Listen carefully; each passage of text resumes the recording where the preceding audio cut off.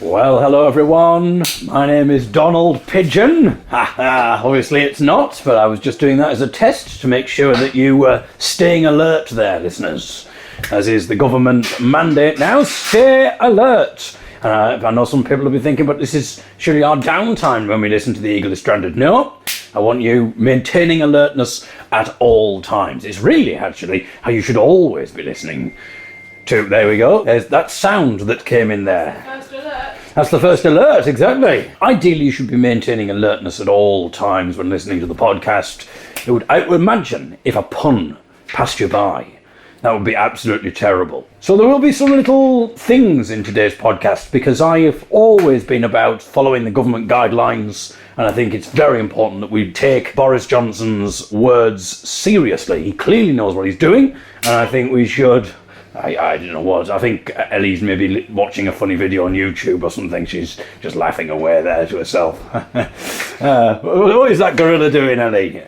Anyway, in order to heighten your alertness, I'm going to use this podcast now for the foreseeable future, or the foreseeable future is maybe a better choice of words to use. See, I'm being alert there. I'm correcting myself. So I'm stepping up to the plate. And actually, that's quite a better pun, my friends. I told you to be alert because the extra alert people would realise that Ellie is chopping something. Therefore, stepping up to the plate is quite an apt thing to say. There's a little pun for you there, people. We'll find out what Ellie is chopping very shortly. In fact, she's probably going to have finished chopping it by the time I finished saying this sentence. In fact, she's probably cooked the entire meal by the time I finish this sentence.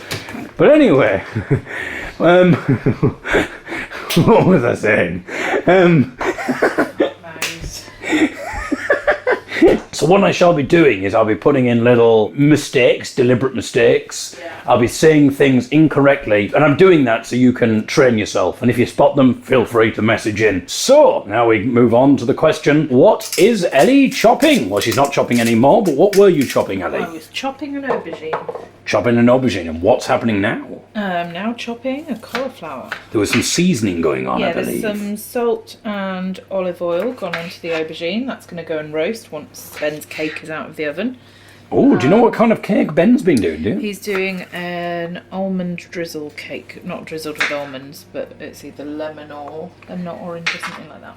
Very nice. So it's all happening here with a cake, of course. The reason Ben is making a cake is because it's important with a cake that you follow the ingredients to the letter. Because obviously it's more of a science than cooking, I suppose, because you've got to get all the consistencies right. You've got to have it in the oven for the right amount of time, otherwise it'll burn or it'll be underdone. So being alert is key when it comes to cake making, and that's the only reason Ben is making a cake. He's using it almost as a training exercise there. Do you know what else we're going to be making? No. Although we're going to prepare it today for tomorrow.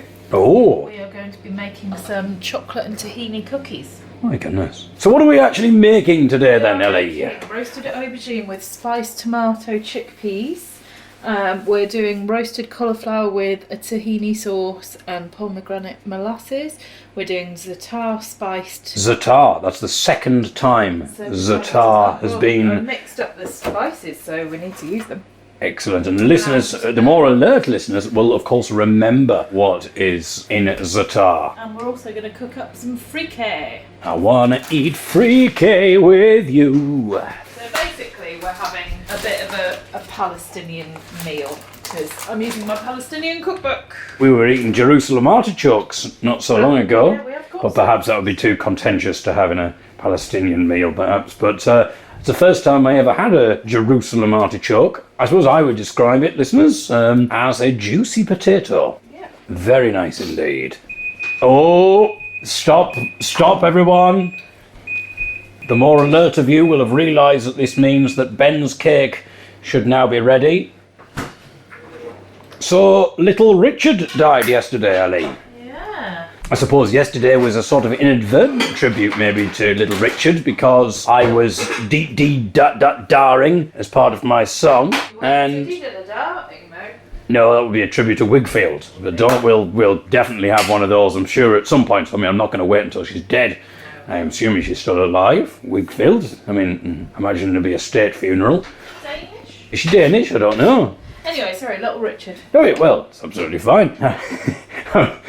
We're just honouring a musical icon, and we've somehow got to Wigfield. I suppose it's kind of quite fitting because obviously he was bat bat balooba, a bat bambooing. So he obviously just thought that'll do. I won't bother. You know, when I was thinking, well, maybe I don't need to bother actually having lyrics. Maybe I can just take a leaf out of Little Richard's book and just bam bam baloo my way through. And the key is just to do it in style, just to do it with fortitude, with conviction. I wonder if Little Richard thought, you know, ba ba baloo ba ba bam bam boo was just his initial jottings. He kept meaning, I must go back and revisit that and actually work out some lyrics, and just never got round to it. Well, it worked for him, didn't it?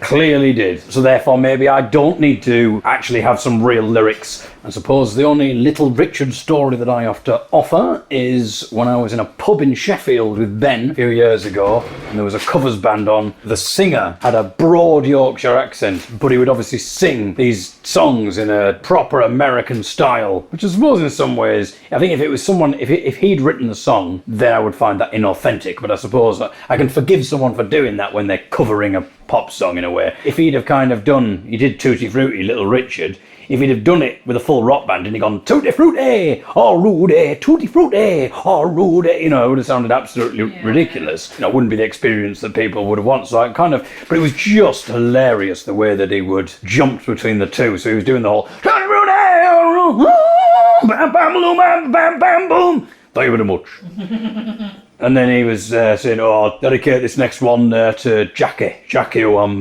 doing some building for. Because, you know, people who know me know that I work in the building trade during the day. And he said, I've been doing a kitchen. And he says, Joe, when you're doing your thing in your pub tonight, will you do me a bit of Elvis? So I'll do this one for you, Jackie, who I'm doing some building work for. Because, Elvis may have left the building, but I bloody can't afford to. I mean, I don't know whether he actually did that joke or if I've just sort of added that one myself. I've given him more credit than he deserves, really, but it was just wonderful. What I don't like is when someone has written their own songs, they're English, and they suddenly do it in an American accent. Yeah. I think that is ridiculous. There was a singer who I won't mention the name of, but he would sing all of these songs and he'd be like, he was quite an old guy, and he'd sing in the folk scene, and he'd be like, yeah, so here's a song about like being down the mine, and you know, because I was down the mine obviously for quite a few years, and it was tough down there, you know, the things that we saw and the conditions and that kind of thing, and I wouldn't want my son to go through that. Tough times. So I wrote this song, and he'd sing, oh, it was tough down there in the mine. Yeah, it was tough down there in the mine, and so it's all authenticity is lacking. Although today something popped up. Oh. I was talking about being alert. Something popped up on my YouTube, which was music created by artificial intelligence. Ooh. Algorithm indeed, I suppose. So they'd taken an artist and they'd basically fed in all the music, and then the algorithm had like separated all of the individual component parts of the song. So it would try and isolate the vocals, isolate the drums and the bass, and then it would use that and it would study the songs. This algorithm would study the songs, and it would then jumble up all of the lyrics, and it would create an entirely new song. Look at what would make sense lyrically, put it all together, and then essentially just sort of move the vocals up and down the pitches, and it would study how music works, so it would know like the chord changes that artist would normally use, and it would just piece together an entirely different song from these vocal phrases, these words. The one that I heard, which I will play a little bit of, might have to go upstairs to do this, was a Frank Sinatra, an artificially intelligent algorithmic version of Frank Sinatra. They've obviously taken one of the Christmas songs and they've created a new Frank Sinatra Christmas song. I'll play this towards the end of the podcast. This got me thinking, Annie. Oh yeah. Yesterday we were talking about if these podcasts were lost in some accident and someone could recreate them, reenact them out, or we would have to recreate them all over again 50 years in the future or something. However, it's got me thinking maybe artificial intelligence could get it covered. And I love the idea of not only artificial intelligence being able to recreate any lost episodes, but also generating new ones. And there are hallmarks, you know. It would be like, oh, obviously, you know, we've studied all of David's puns, put a few puns in there. It would have the sounds of cooking, so it would just take all of those. Recipes, simple. There's all sorts of recipes online. Yeah. So what we cooking, Ellie? All it would do is it would just look up at the recipe online, take all of the words that you've said. There must be plenty of words that it's got to pull from there. It would just create its own recipe. So it could have you saying you're creating anything whatsoever. When I'm dead, people will still be able to enjoy the David Eagle podcast. Thank God. Bit of Paul Temple, obviously. We could artificially intelligently recreate Paul Temple. So what I'm going to do is I'm going to leave you now with this version of a Frank Sinatra song. I'm going to head upstairs. Ellie can listen to this back at a later date, and I'm sure she will. Yeah. But I'll go upstairs now to the computer. I'll just play you this clip. Goodbye, Ellie. Bye. She said bye, Claire. Sorry, I was a bit far away. I'm just going to play you this little clip. It's Frank Sinatra's voice, but it's just taken all of his words from various songs, all of the instrumental styles, and it's just mimicking it, just compartmentalizing the song and then restructuring it in another form. Absolutely fascinating. And the lyrics for this particular song, it's a song called Hot Tub Christmas. It's Christmas time, and you know what that means. It's hot tub time. Some people like to go skiing in the snow, but this is much better than that. So grab your bathrobe and meet me by the door. Oh, it's hot tub time. So here we go. Here is essentially a robot's take, a computer algorithm's take on Frank Sinatra to create an entirely new Frank Sinatra Christmas song, Hot Tub Christmas. And I'll leave you with this, and we'll be back tomorrow for day 49 of The Eagle is Stranded. Goodbye. It's Christmas time and you know what that means. Oh, it's hot tub time. As I like the tree this year, we'll be in a tub. Oh, it's hot tub time. It's Christmas time. And so no upset news, it's hot tub time. Some people like to go skiing in the snow, but this is much better than that. So grab your bathrobe and meet me by the door. Oh, it's hot tub time.